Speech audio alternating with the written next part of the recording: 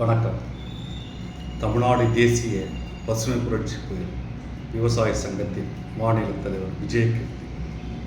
தற்போது தமிழ்நாட்டில் மிகவும் இந்த குறுவை சாகுபடி சமயத்தில் தமிழகம் முழுவதும் மிக பெருத்த அளவில் மழை பெய்து மிகப்பெரிய சேதத்தை ஏற்படுத்தியுள்ளது. குறிப்பாக தஞ்சை மாவட்டம் பகுதியில் சுமார் 12 லட்சம் ஹெக்டேர் நிலப்பரப்பில் நெல் சாகுபடியாகும் சமயத்தில் நீரில் மூழ்கி மிகவும் பெரும் சேதம் ஏற்பட்டுள்ளது. குறிப்பாக தஞ்சை பகுதியில் வாக்கூர், நக்குடி, குரத்தநாடு பகுதிகளில் மிகவும் பாதிப்பு ஏற்பட்டு தண்ணீரில் மூழ்கி நெல் மணிகள் முளைத்து கதிராக நாற்றாக வளைத்து மிகப்பெரிய ஒரு பாதிப்பு. அதை தொலைக்காட்சியில் பார்க்கும்போது நெஞ்சம் பதபரைப்பாக இருக்கிறது. குறிப்பாக கடலூர் மாவட்டத்தில் எடுத்துக்காட்டாக புவனகிரி பகுதியில் சுமார் 50,000 ஹெக்டேர் 50,000 மூட்டைகள், கிட்டத்தட்ட 50,000 மூட்டைகள் நெல் மணிகள் நேரடி நெல் கொள்முதல் நிலையத்தில் கொண்டு சென்று வைப்பதற்கு இடமில்லாமல் அங்கு ரோட்டில் மூட்டைகளை அடுக்கப்பட்டும் கீழே சாலை ஓரத்தில் அடுக்கப்பட்டும் அந்த அவல நிலையை நாம் தொலைக்காட்சி வாயிலாக பார்த்திருக்கிறோம்.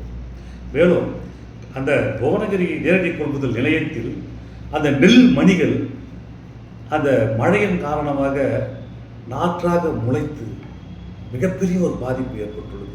ஒரு நெல் மணி முளைத்து விட்டாலே அது பயன்பாட்டுக்கே பயன்படாது. இது சாதாரண ஒரு மக்களுக்கே தெரியும்.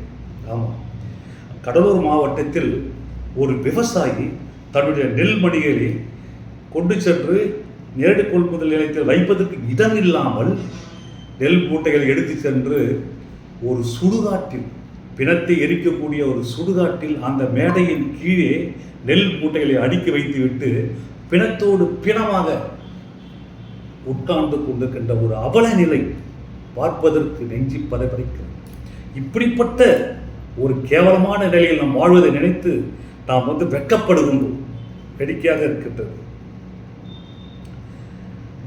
குடித்து குடல் எரிந்து சாகுகின்ற ஒரு மதுக்கடைக்கு இரும்பு கேட்டு போட்டுவிட்டு அதன் அருகில் இரும்பு கரத்தை அடக்குகின்ற என்று சொல்லப்படுகின்ற ஒரு காவலாளியை கொண்டு அதில் அருகில் நிப்பாட்டி அந்த சாராயத்திற்கு பாதுகாப்பு கொடுக்கின்ற இந்த ஒரு அரசு விவசாயத்துக்கு கொடுக்கவில்லை, விவசாயிக்கு கொடுக்கவில்லை. வெட்கக்கேடான விஷயம். விவசாய மந்திரி ஒருத்தர் இருக்கின்றார்.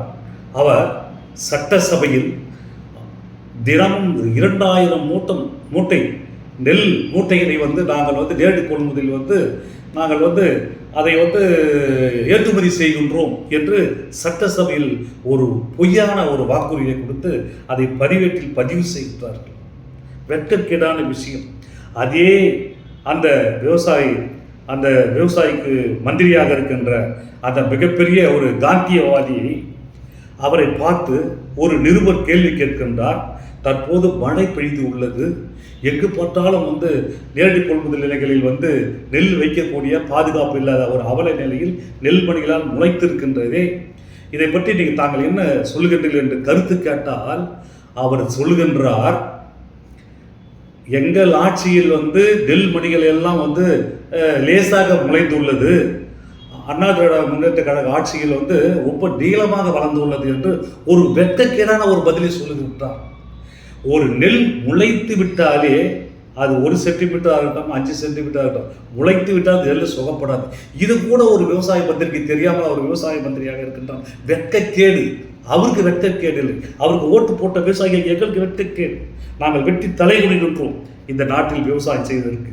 விவசாயம் அழிந்து விட்டால் விவசாயம் அழிந்து கொண்டே வருகின்றது. வெட்கக்கேடான விஷயம். எங்களை வாழ விடுங்கள், விவசாயிகளை வாழ விடுங்கள், நீங்கள் வீட்டிற்கு செல்லுங்கள், நாங்கள் வாழ்கின்றோம், எங்களை தற்கொலைக்கு தள்ளாதீர்கள். மிகவும் கேவலமாக இருக்கின்றது எங்களுக்கு.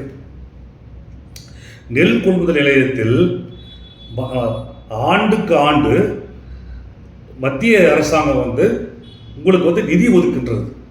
அந்த நிதியை பெற்று நீங்கள் என்ன செய்கின்றீர்கள்? அந்த நிதியை கொண்டு நீங்கள் என்ன செய்வீர்கள்? ஆண்டுக்கு ஆண்டு ஒதுக்கின்ற நிதிகளை நீங்கள் ஒழுங்கான முறையில் அதை செலவு செய்து விவசாயத்தை காக்காமல் நீங்கள் ஆண்டாண்டுக்கு ஆண்டு பணத்தை சேமித்து செய்து நீங்கள் ஆள்வதற்காகவும் நீங்கள் ஆண்டு இருப்பதற்காகவும் பணத்தை சேர்த்துக்கொண்டு வழக்கு பதிவு செய்து நீதிமன்றத்தை நாடி வழக்குக்கு நடந்து கொண்டு இருக்கின்றீர்களே, வெட்கக்கேடான விஷயம் அல்லவா இது? ஏன் எங்களை வாழ விடுங்கள்? நீங்கள் அழிவதுமில்லாத விவசாயத்தை அழிக்கின்றீர்கள். விவசாயி தற்கொலைக்கு செல்லுகின்றான். ஒரு கேவலமான ஒரு நிலை எங்களுக்கு தான் அது.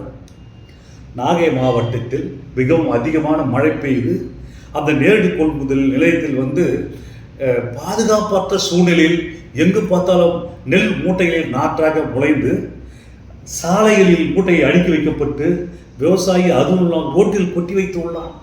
மழை பெய்து கொண்டே இருக்கின்றது. அங்கு நெல் மணிகள் வெள்ளத்தில் அடித்து செல்கின்றது.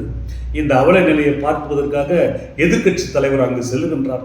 எதிர்க்கட்சி தலைவர் அங்கு செல்கின்றார் என்ற ஒரு செய்தியை கேள்விப்பட்ட நீங்கள் உடனடியாக அங்கு அந்த நேரடி கொள்முதல் நிலையத்தில் இருக்கிற நெல் மூட்டைகளை எல்லாம் அவசரமாக ஏற்றி செல்கின்றீர்கள். எங்கே ஏற்றி செல்கின்றீர்கள்? நான் கேட்கின்றேன். நீங்கள் மத்திய சர்க்கார் எங்களுக்கு நேரடி கொள்முதலிலிருந்து நெல் கொள்முதல் செய்வதற்கு இன்னும் அந்த அரசாணையை வழங்கவில்லை, அந்த உத்தரவு வழங்கவில்லை என்று இப்போ 2 நாட்கள் முன்பு ஒரு விவசாய மந்திரி தொலைக்காட்சியில் பதிலளிக்கின்றார். அப்பொழுது நெல்மணியில் எங்கே ஏற்றி செல்கின்றீர்கள்? அதே எதிர்க்கட்சி தலைவர் சொல்லுகின்றார், ஆகஸ்ட் மாதம் 15ஆம் தேதி மத்திய சர்க்காரில் அனுமதி வந்துவிட்டது என்கின்றார். நீங்கள் சொல்வது உண்மையா? அவர் சொல்வது உண்மையா? யார் சொல்வது உண்மை, யார் சொல்வது பொய்? நீங்கள் யோகியனாக இருந்தால் அவர் சொல்வது பொய் என்று நிரூபிக்க வேண்டியதானே? ஏன் பொய் சொல்லுகின்றீர்கள்? தொலைக்காட்சியில் ஏன் பொய் சொல்லுகின்றீர்கள்? வெட்கக்கேடான விஷயம். கேவலமாக இல்லை?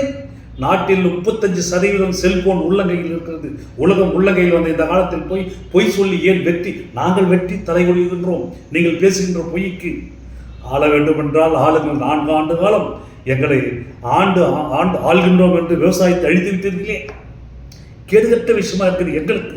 நாங்கள் உங்களுக்கு ஓட்டு போட்டோமே நம்பி எங்களை தற்கொலைக்கு தூண்டுகின்றீர்களே. இப்பொழுது ஒரு பாதுகாப்பற்ற சூழ்நிலை நாங்கள் இருக்கின்றோமே. அக்காலத்தில் நஞ்சையும் உண்டு, புஞ்சையும் உண்டு, 3 போகும் சாகுபடி உண்டு. நீங்கள் வந்ததுக்கு அப்புறம் நாங்கள் நஞ்சையை உண்டு சாகுபடி நிலைதான் உண்டு. ஏன் எங்கள் தற்கொலைக்கு செல்கின்றீர்கள்? ஏன் எங்களை வாழ வழிவிடாமல் எங்களை ஏன் விவசாயத்தை கெடுக்கின்றீர்கள்? எனவே தயவு செய்து சொல்கின்றேன், இறங்கி வீட்டுக்கு செல்லுங்கள். நாங்கள் நிமிர்ந்து நிற்கின்றோம். நன்றி, வணக்கம்.